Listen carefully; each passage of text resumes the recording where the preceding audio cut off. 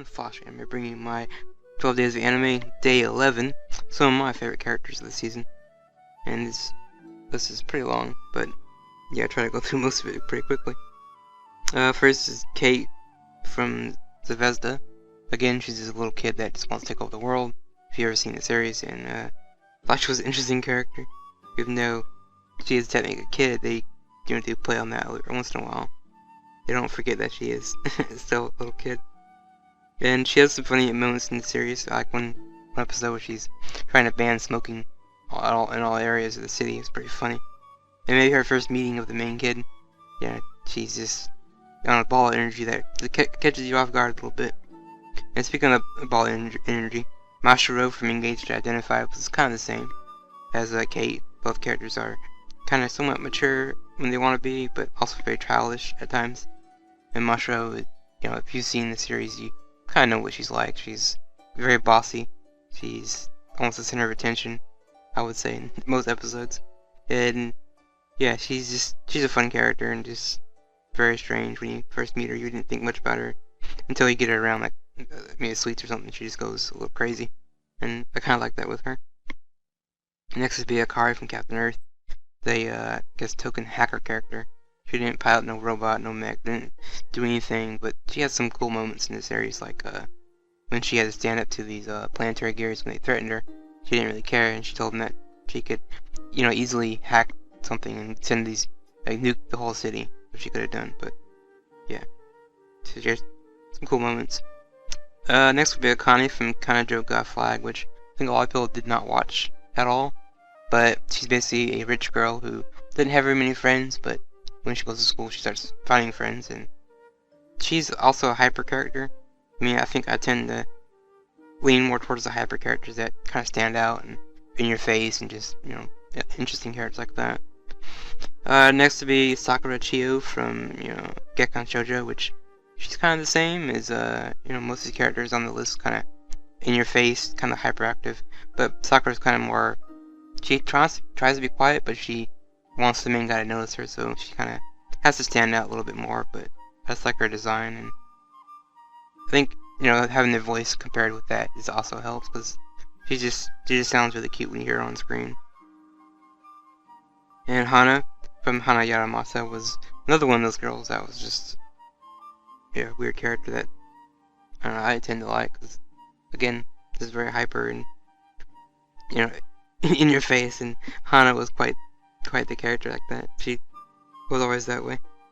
Momo from Sabegapu would be next, and she was weird because you would think she'd be a character that would be a shy girl, but no, she's very aggressive, quite, I get very aggressive anyway. She's very violent. She won't think twice, punches someone in the face. And that's kind of why I liked her, I guess, because she was a character that you would not expect to do that again.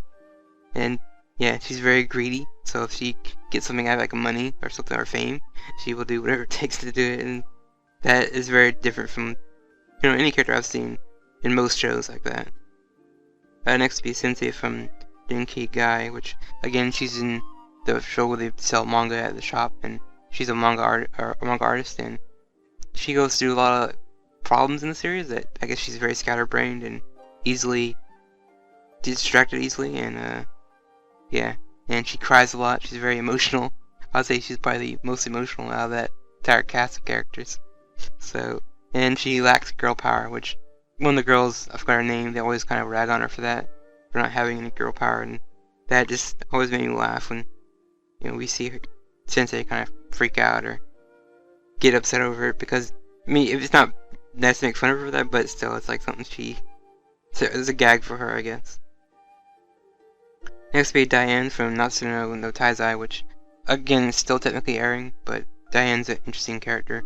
She's a giant, and since the fantasy series, it kind of fits pretty well in that, with her being a giant, but also at the same time it kind of is distracting at moments when you're trying to watch and you just see Diane on screen. She kind of takes the center of attention on that series, because she's just, again, a very different choice of character design.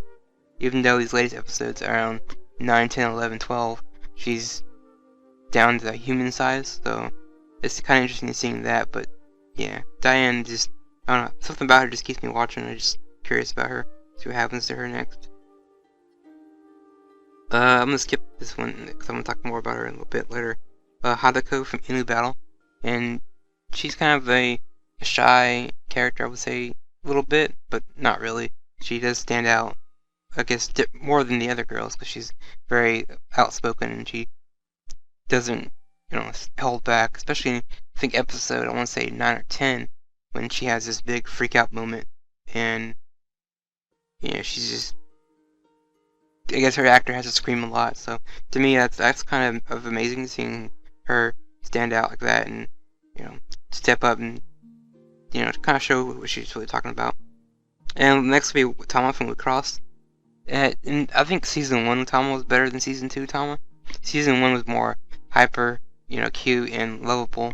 Season 2 version is more dark, gloomy, but I mean, there's reasons why if you've ever seen the series. I mean, everything she's going through. So, kind of makes sense why she would be that way.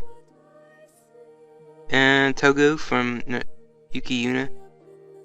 She kind of stands out to me because the character designer and the writers took a chance and had a character that was in a wheelchair, which is very rare in anime. I mean, it's not technically that rare, but it is rare. Every once in a while we don't get a season where we have someone like that. But I won't tell you how she gets in the act that way, but it's just it's just seeing her, I guess, personality stand out more than anything. She doesn't really let that disability hold her back, but in the beginning she kind of does a little bit, but she quickly looks at and steps up as being a cool character, not letting that be her only thing that defines her. So I kind of like Togo a lot.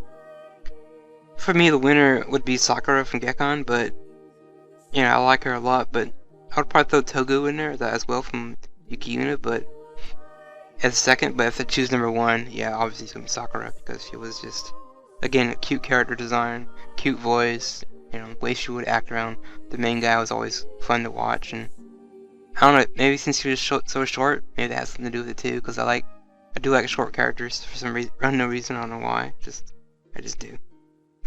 But yeah, it's been day 11, so see you guys for day 12, the final.